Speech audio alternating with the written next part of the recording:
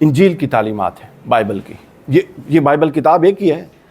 اس کا پہلا حصہ یہودیت کے ساتھ خاص ہے، اب دوسرا حصہ کرسچینٹی کے ساتھ، جس کو اناجیل عربہ بھی کہتے ہیں اور جس کو آپ نیو ٹیسٹمنٹ بھی کہتے ہیں. یہ ریویلڈ جو تھا یہ حضرت سیدنا مسیح علیہ السلام پر نازل ہوا، لیکن مسلم اعتقاد کے مطابق یہ حضرت مسیح کے جو حواری تھے، دوست تھے، کمپینین تھے، یہ صحابی تھے جس ٹائم سے آپ جانتے، انہوں نے اس کو کمپائل کیا.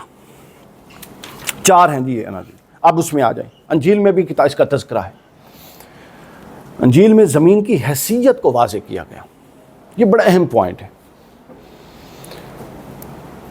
قرآن مجید نے ایک پوائنٹ بیان کیا ہے، فرمایا یہ جو پیغمبر رسول آئے ہیں صلی اللہ علیہ وسلم، اور یہ جو کتاب ہے، یہ کتاب ان کتابوں، ان باتوں، ان حقائق کی تصدیق کرتی ہے جو تمہارے پاس ہیں. ابھی آپ کو اس کا منظر نظر آئے گا کہ جو ہم نے یہودیت کی تعلیم، جو عیسائیت کی تعلیم میں ہم نے دیکھا، جب ہم آگے اسلام پر جائیں گے تو آپ کہیں گے تو فرق ہی کوئی نہیں ہے. کیوں فرق نہیں ہے؟ اس لیے فرق نہیں ہے کہ یہ پوری ایک چین ہے، سلسلۃ الذہب ہے، سونے کی کڑیاں ہیں. اسی کڑی سے موسیٰ آئے تھے، اسی کڑی سے عیسیٰ آئے، اسی کڑی سے حضور صلی اللہ علیہ وسلم آئے. تو صرف عقل اور دانش کا تقاضا یہ کہ حضرت عیسیٰ جب آئے، حضرت موسیٰ جب آئے تو حضرت موسیٰ کا حضرت عیسیٰ آئے تو حضرت عیسیٰ پر ایمان لانا ضروری تھا. تو حضرت عیسیٰ کے بعد حضور آئے تو حضور پر ایمان لانا ضروری. تو تعلیمات اساس وہی ہے، فقہی احکامات میں اختلاف ہے. تو زمین کی حیثیت واضح کی، اور زمین کی حیثیت یہ واضح کی، فرمایا کہ یہ زمین، اس کا اصلاً مالک تیرا پروردگار ہے اور تیرے پاس یہ امانتاً ہے. اب بتائیے، امانت میں خیانت کا کوئی تصور کسی مذہب میں ہے؟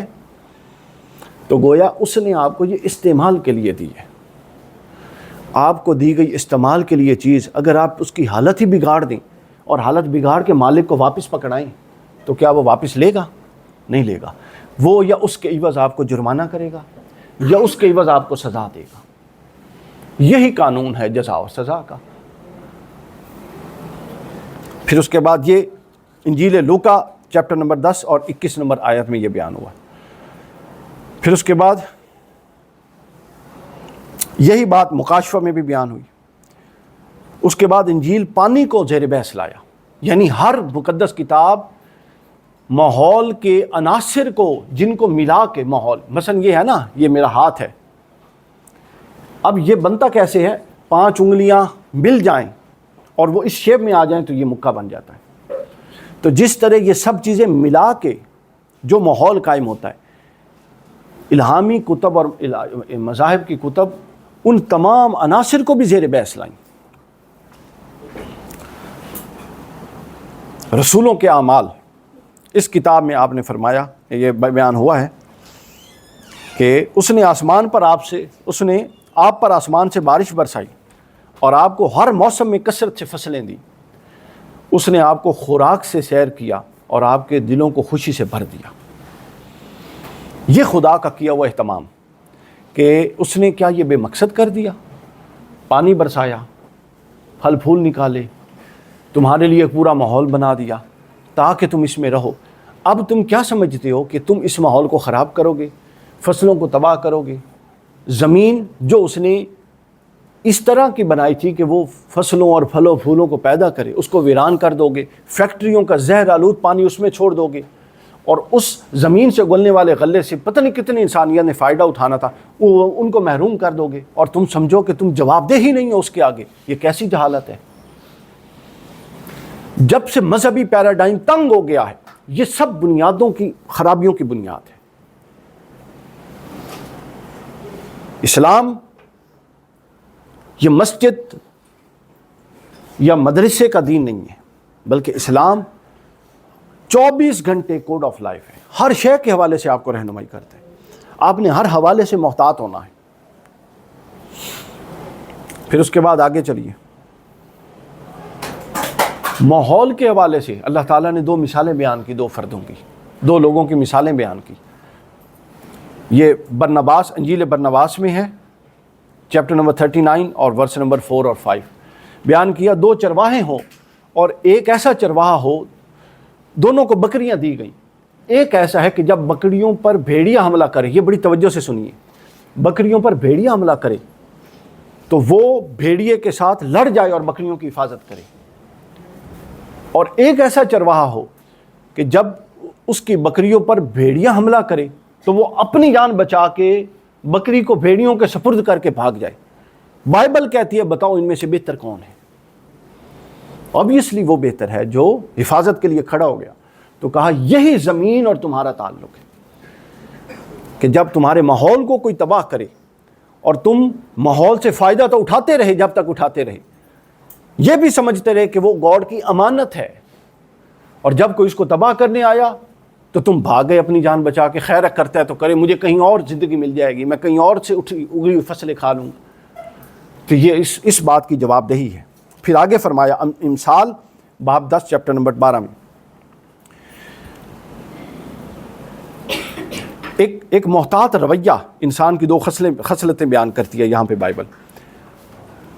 اور وہ خصلتیں یہ ہیں کہ ایک نیک اور راست باز شخص ہے، سچا شخص، اور وہ سچے کی خوبی بائبل کہتی ہے وہ یہ ہے کہ وہ جتنے جانور پالتا ہے اس کی حفاظت کرتا ہے. کیا خوبصورت بات. اور پھر فرمایا اس کے برعکس دوسرا شریر ہے، اس کی خوبی یہ خرابی یہ کہ وہ جتنے جانور پالتا ہے ان پر ظلم کرتا ہے. آگے امثال میں لکھا راست باز اپنے جانوروں کی ضرورتوں کا خیال رکھتا ہے، اور شریر کی رحم دلی بھی ظلم سے کم نہیں. یعنی انسان کی خیر اور شر کا معیار کیا دیا کہ اس کے ماتحت جو ہیں، اب جانور چھوڑ دیں، بات سمجھانی تھی، اس کے ماتحت جو ہے، اس کے ماتحت اولاد ہو سکتی ہے، بیوی بچے ہو سکتے ہیں، بہن بھائی ہو سکتے ہیں، اگر وہ کہیں بڑے منصب پر جاب کرتا ہے تو اس کے نیچے سٹاف ہو سکتا ہے. پھر اس سے بھی بڑا کانسیپٹ ہے، ابھی آ رہی ہے وہ پوائنٹ، زمین جو اس کے نیچے ہے یہ بھی اس کے ماتحت ہے. اس وقت تک جو میرے گھر کی پوزیشن میں وہ زمین میرے پاس ہے کہ نہیں ہے؟ بتائیے. جتنی جگہ اس وقت میں بیٹھا ہوں یہ اس وقت میرے پاس ہے. تو وہ کہتے ہیں کہ اپنے ماتحت پر جو ظلم نہیں کرتا اور اس کے حق ادا کرتا ہے. اور آگے یہ بات آئے گی، حضور سے صحابہ کرام نے، کچھ صحابی رستے پر بیٹھے تھے، حضور علیہ الصلوۃ والسلام سے پوچھا، حضور نے روکا، انہوں نے عرض کی کہ ہم اس مقصد کے لیے بیٹھیں. انہوں نے کہا اچھا اگر بیٹھنا کسی مقصد کے لیے ضروری ہے تو پھر رستے کا حق ادا کرو. انہوں نے کہا اس رستے کا کیا حق ہو سکتا ہے؟ فرمایا رستے کا حق یہ ہے کہ یہاں جو گندگی ڈالے اس گندگی کو فوراً اٹھا لو. تو لہٰذا ماتحت پر جو بھی چیز، اس میں ماحول بھی آپ کے ماتحت آتے ہیں، اس کو خرابی سے بچانا یہ آپ کا فرض ہے.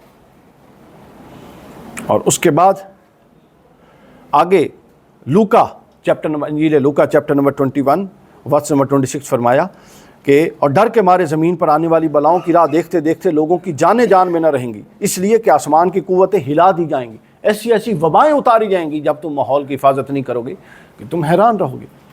ہم نے خود کرونا کو بھگتا. پھر برنواس میں آیا پہاڑوں کی چوٹیاں ہوا میں اور پرندوں کی طرح اڑیں گی اور ساری زمین چٹیل میدان ہو جائے گی.